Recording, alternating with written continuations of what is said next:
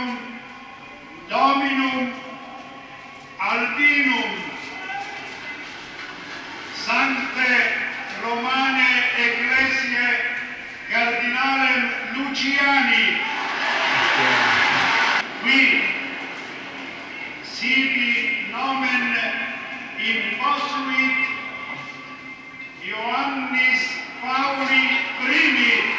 Et benedictio Dei omnipotentis, Patris, et Filii, et Spiritus Sancti, descenda super vos et maneat semper.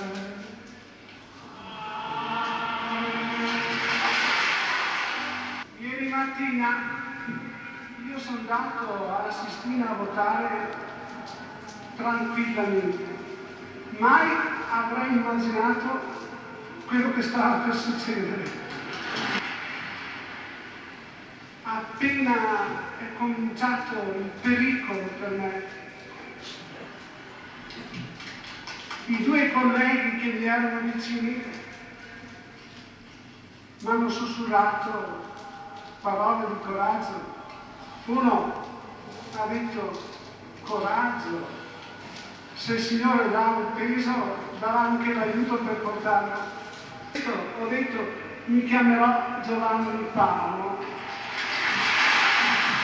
O triregno e trono, sostituendoli con una semplice messa di inizio di servizio il mattino seguente dalla fedele suor Vincenza Taffarel che l'accompagnava dai tempi di Vittorio Veneto.